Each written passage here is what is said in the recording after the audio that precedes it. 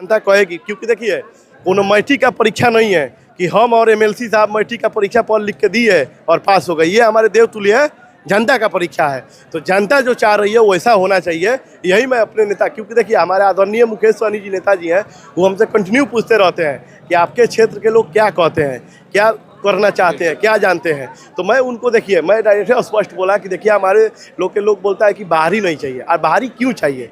आज मैं क्या बताऊं, आप सब हमसे भी ज़्यादा आप लोग क्षेत्र में रहते हैं, तो आप स्वयं मालूम करिए कि अगर लोग नहीं चाह रहा है। और रही बात, तो ना तन से, ना मन से, ना धन से मैं किसी से कम नहीं हूँ। और जब महाराजगंज का नेता किसी से कम नहीं है तो बाहरी लोग का यहाँ आने का जरूरत भी नहीं है। बाहरी के ना, हमको अगर क्षेत्र में जाना है, 4 बॉडीगार्ड मिला है, सब पावर मिला है, तो हमको रात भर नींद नहीं लगेगा। कुछ करना है चाहे कैसे भी करना हो। और वही अगर हमारे पिताजी को बॉडीगार्ड सब दे दीजिए तो वो जाएंगे जरूर, लेकिन पीठ में दर्द हो जाएगा, शुगर का दवा खाना है, बीपी का दवा। तो जब आप प्यासे को पानी पिलाए नहीं तो बाद में अमृत पिलाने का क्या फायदा। आज देखिए लालू प्रसाद जी कोनो कमजोर नेता है आज के देश में, नेतृत्व वही करते हैं राजा बन के, लेकिन एक युवा को सामने रखे हैं कि आप सेना बन के रहो। और आज आरजेडी परिवार, महागठबंधन परिवार का मात्र 2 सेना ऐसा है, आदरणीय तेजस्वी यादव जी, आदरणीय मुकेश सहनी जी, जो कि पूरे देश में पानी पिला के जितने भी विरोधी दल का नेता है। विधानसभा के चुनाव में समय है, लेकिन समय से पहले जिस तरीके से वीआईपी अपनी तैयारी कर रही है, यानी कि वीआईपी पार्टी जो कि जिसके सुप्रीमो है मुकेश सहनी,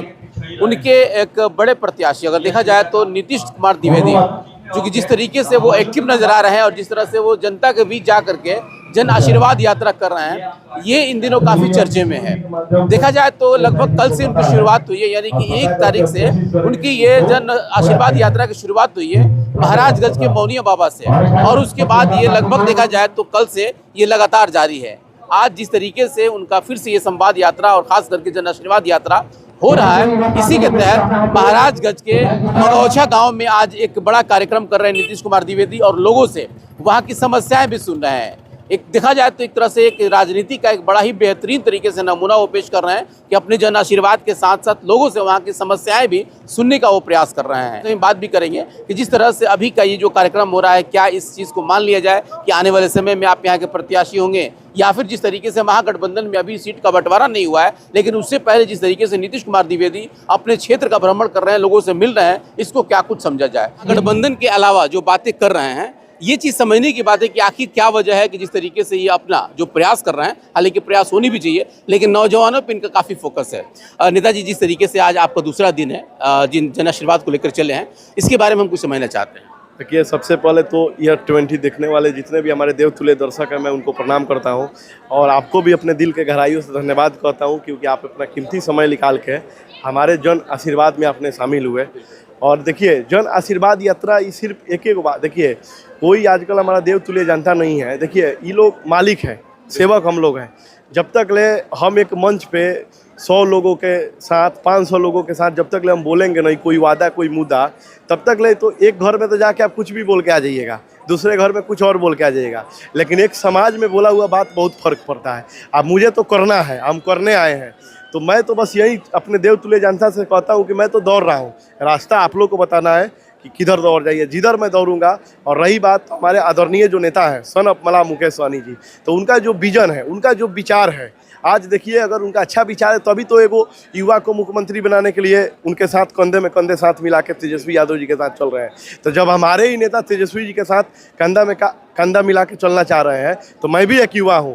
कहा जाता है ना कि जिस तरह घायल का गति घायल, जो व्यक्ति घायल होता है उसी को पता होता है कि दर्द कितना है, डॉक्टर के पास जाइएगा तो सुई, उसी तरह एक युवा का गति है, एक युवा जानेगा। तो मैं जो युवा हूँ, मेरा गति हमारे आदरणीय सन ऑफ मला मुकेश सहनी जी जान के और हमको राष्ट्रीय सचिव बनाए हैं, तो मैं उन्हीं के मार्गदर्शन पे चलना चाहता हूँ। जन आशीर्वाद यात्रा के साथ साथ लोगों की समस्याएं भी सुन रहे हैं, तो क्या इससे आपको क्या मतलब अनुभव क्या हो रहा है, इससे क्या चीज़ साबित कर रहे हैं आप, जरा जनता को तो बताएंगे इस चीज़ को। देखिए, जब आप समाज में किसी का समस्या सुनिएगा ना, तो उस सामाजिक समस्या होता है। जब आप किसी के घर में सुनिएगा, तो घर में कहा गया है ना, देखिएगा 2 लोग होता है, एक ऑफिसर होता है जो आँख से भी देखता है, कान से भी सुनता है, और एक आँख से देख के कान से सुन के तब वो फैसला करता है, और एक ऑफिसर होता है जो खाली कान से सुन के फैसला करता है। लेकिन मैं आँख से भी देखना, आँख से देखना मतलब ये कि समाज के बीच में अगर वो चीज़ बोल रहे हैं, तो मान लीजिए हमसे तो वो बोल दिए कि नीतीश द्विवेदी जी ऐसा बात है, लेकिन उस समाज के बीच में वही बात रखेंगे जो वास्तव में सामाजिक है और सबके मन से है। और मेरा मानना कोई किसी के साथ व्यक्तिगत कोई वो नहीं है लगाव। हमारे लिए जितने भी हमारे देवतुल्य जनता है, चाहे वो किसी भी जाति किसी भी धर्म से हो, हम गुलदस्ता का राजनीति करने आए हैं, उसमें हर कलर का रंग पड़ा है।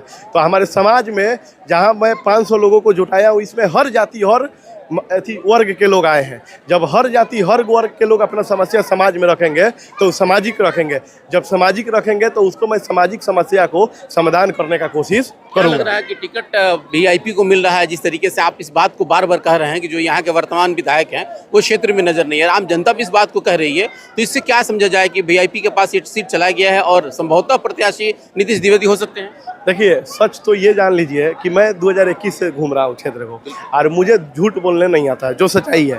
और रही बात तो हमारे आदरणीय विधायक हैं विजय शंकर दुबे जी, तो देखिए बहुत परिपक्व नेता है, इसमें कोई दो राय नहीं। उन्होंने अपना समय में ऐसा कार्य किया जो कोई नहीं किया, ऐसा कार्य किया जो यहाँ पे ऐसा हुआ ही नहीं था, उस टाइप का उन्होंने अपने विधानसभा में सारी किया। लेकिन एक समय के बाद आदमी का शरीर साथ नहीं देता है, सोच साथ देता है, शरीर साथ नहीं देता है। और मैं तो उनको बोलता हूँ कि मैं आप ही का बेटा हूँ, आप अपने नेतृत्व करिए। आप भी जानते हैं कि चाहे देश का सेना हो चाहे क्षेत्र का सेना हो, युवा रहेगा। जब युवा रहेगा तो आप ही सोचिए ना, हमको अगर क्षेत्र में जाना है, 4 बॉडीगार्ड मिला है, सब पावर मिला है, तो हमको रात भर नींद नहीं लगेगा, कुछ करना है चाहे कैसे भी करना हो। और वही अगर हमारे पिताजी को बॉडीगार्ड सब दे दीजिए तो वो जाएंगे जरूर, लेकिन पीठ में दर्द हो जाएगा, शुगर का दवा खाना है, बीपी का दवा।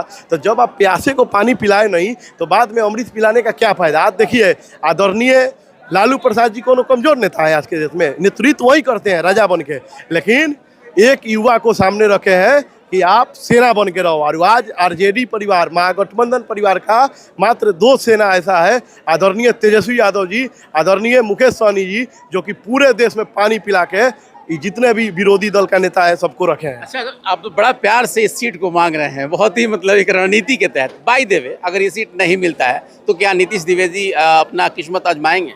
देखिए, मेरा कोई किस्मत आजमाना नहीं है, ऐसा भी नहीं है कि मेरा उम्र बहुत हो गया है। रही बात ना, हमारा देखिए धरती महाराजगंज मेरा 0 किलोमीटर है, मेरा यहाँ से पढ़ाई हुआ है। आज अगर हम राजनीति करने का हौसला मिला है तो ये महाराजगंज धरती से मिला है। और रही बात तो देखिए, सीट किसका छीनाता है, अदल बदल किसका, जिसका कोई बावजूद नहीं होता है। और आपको तो नीतीश द्विवेदी का बावजूद पता करना है, तो आप तो चौथा स्तंभ है, आप तो हम सबका माने समझिए कि मैं क्या बताऊं, आप सब हमसे भी ज़्यादा आप लोग क्षेत्र में रहते हैं, तो आप स्वयं मालूम करिए कि अगर लोग नहीं चाह रहा है। और रही बात तो ना तन से ना मन से ना धन से मैं किसी से कम नहीं हूँ। और जब महाराजगंज का नेता किसी से कम नहीं है तो बाहरी लोग का यहाँ आने का जुनवत भी नहीं है। ये बाहरी की बात आप ला दी है। विशाल सिंह भी चल रहे हैं, मतलब बैनर पोस्टर मैंने भी देखा महाराजगंज में, जब मैं आया तो बड़ा बड़ा बैनर लगा हुआ था, खास करके जो विनोद जायसवाल जी एमएलसी हैं उनके बेटे का लग रहा है। तो कहीं आपका ये इशारा उनके तरफ तो नहीं हो रहा ना? देखिए, ये भी हो सकता है कि हमारे आदरणीय जो एमएलसी साहब है, हो सकता है कि परिवार को मजबूत कर रहे हैं। तो परिवार के मजबूत करने के लिए हो सकता है कि भाई हर किसी का एक उद्देश्य होता है। अगर मान लीजिए कि हमको आपके घर पे आना है, आप लाखी मेरा रिश्तेदार है, तो कुछ ना कुछ कारण बता के तो आना ही है। तो मान लीजिए, तो हो सकता है कि उसके माध्यम से। लेकिन हाँ, हमारे माननीय एमएलसी साहब भी जानते हैं, क्योंकि वो महाराजगंज के जनता के बीच घूमते हैं। और एक दिन आप भी थोड़े साथ में घूम लीजिए, जो हमारे देवतुल्य जनता कहेगी। क्योंकि देखिए, कोनो मैट्रिक का परीक्षा नहीं है कि हम और एमएलसी साहब मैट्रिक का परीक्षा पढ़ लिख के दिए और पास हो गए। ये हमारे देवतुल्य जनता का परीक्षा है। तो जनता जो चाह रही है वैसा होना चाहिए, यही मैं अपने नेता, क्योंकि देखिए हमारे आदरणीय मुकेश सहनी जी नेताजी हैं, वो हमसे कंटिन्यू पूछते रहते हैं कि आपके क्षेत्र के लोग क्या कहते हैं, क्या करना चाहते हैं, क्या जानते हैं। तो मैं उनको, देखिए मैं डायरेक्ट स्पष्ट बोला कि देखिए हमारे लोग के लोग बोलता है कि बाहरी नहीं चाहिए। और बाहरी क्यों चाहिए आज बताइए ना, बाहरी लोगों को आज मान लीजिए नहीं रहता तो आज नेता आ गया। मैंने तो अभी भाषण में बोला कि लालू जी का जो विचारधारा था मैंने सुना, मैं उसी दिन सोच लिया 2021, हमको डेट भी याद है, और 24 अप्रैल का जब मैं सुना, और उसी दिन से मैं बोल दिया कि अब लालू जी को ये कहने का जरूरत नहीं है। अगर आपका अच्छा सोच और अच्छा विचार है तो महाराजगंज के भी एक एक जनता जमीन पर भी देखेगी। बिल्कुल, तो आपने सुना मतलब सीधा इनका स्पष्ट कहना है कि खास करके महाराजगंज में किसी बाहरी प्रत्याशी को जनता एक्सेप्ट नहीं करेगी। साथ ही साथ इन्होंने जो वर्तमान विधायक हैं उन पे भी उन्होंने कहा, हालांकि कुछ इन्होंने तंज नहीं कहा, लेकिन बात को जरूर कहा कि अब उनका समय आ गया है, वो रेस्ट करें और हम लोगों को दिशा निर्देश दें। फिलहाल इनके जन आशीर्वाद यात्रा में किस तरीके से आशीर्वाद मिलता है, जनता किस तरीके से इनके पक्ष में बात करती है और काम करती है, ये देखना बड़ा दिलचस्प होगा। फिलहाल बने रहें हमारे साथ, बहुत बहुत धन्यवाद।